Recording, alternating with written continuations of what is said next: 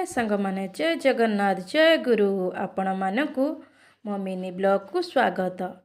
मो स्वामी सकाळ उठी ठाकुर को डेली पूजा करिकी तापर सी ऑफिस जाती। ऑफिस जीवा भितर मु तांको पई पंच तुलसी किछि उषुम पानी गोटे ग्लास रे मु तांको पकेकी पीबा पई दिए। मु भी देह पई एटा बहुत भलो।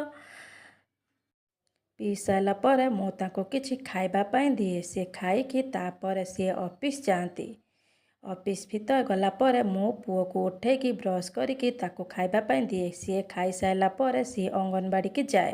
अंगनवाड़ी की गला पर मु किछि खाइबा पई सकाळु खाइबा पई मु आज पखाळ सहित कालिका पोटल तरकारी बैगण चप पांपड़ आचार आंब चकुड़ा लगेकी मु खाइली। खाई साइला पर मु दीपर पई रोषेई करिली।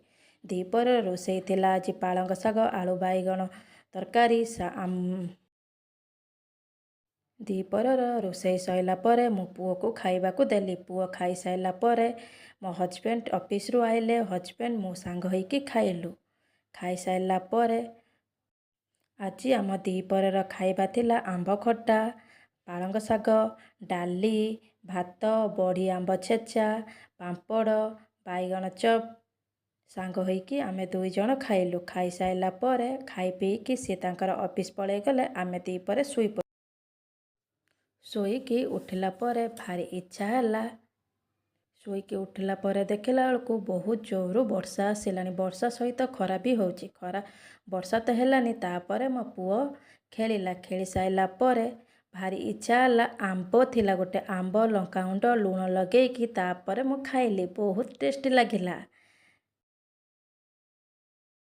टेस्टी तो लागिला बहुत भी राग भी हेइतिला। खाई साइला पर तापर मु संध्या पकेइकी तापर मो पुओ संध्या पकई सारा पर मो पुओ आ गोटे आम घर पाखरे कुन्नी बोली पिलाटी सी दी जण सांग होइकी खेलुतिले। दी जण खेलिला भितर भी माडगोल भी लागिगले।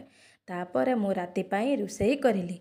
राति रे रोषेई थिला आज पोटल तरकारी की आंब खट्टा। रोषेई कर साइला पर तापर मो पुओ को टिके बसैकी अध घंटा घंटे पढ़ेली। पढ़े साइला पर ता बापा ऑफिस रु आसीगले। आसिला पर आमे राति खाइबा पाई आज आमर राति खाइबाटा पुई आलू बैगण भजा पोटल तरकारी आंब खट्टा डाली पांपड़ काकुड़ी कंचा लंका लेंबू लगेइकी खाइलु। खाई